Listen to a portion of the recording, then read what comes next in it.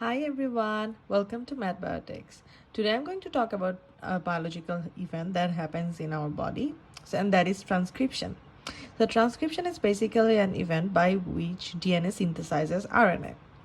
So let's see at this event, like how that happens. So here we have the double-stranded DNA, where we can see that this region is known as the promoter region.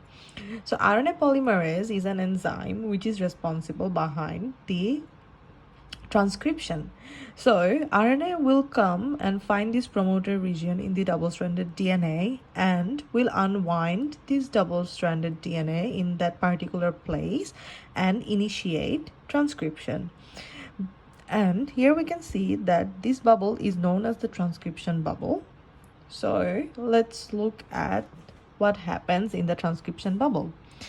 So in the double-stranded DNA, we will be having two strands. So one is the coding strand and another is the template strand. So RNA polymerase enzyme will use this template strand to synthesize a single-stranded RNA from the 5' end to the 3' end. So here we can see that in double-stranded DNA, we have these nucleotides present and we have thymine present in DNA. But whereas while synthesizing the single-stranded RNA, we can see that there is a change in the nucleotides in RNA, and that is we have uracil in RNA instead of thymine. So we will be also having a stop codon in the present in the double-stranded DNA. So when the RNA polymerase will be elongating the RNA strand from the 5' end to the 3' end direction, when it will reach to the stop codon, it will stop transcribing the RNA strand. So we will be having a single-stranded RNA from the 5' end to the 3' end.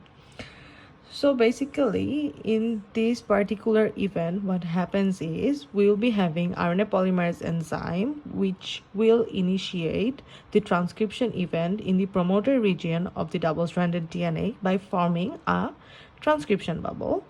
And this RNA polymerase enzyme will be using the template strand from the double-stranded DNA to form a complementary single-stranded RNA from the 5' end to the 3' end direction.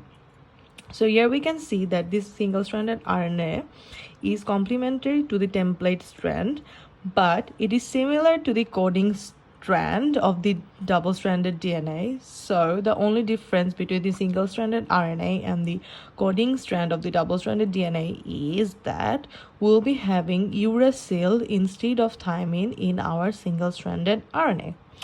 Thank you so much for watching this video with me. I'll be coming up with some more concepts. Till then, keep loving science and stay safe.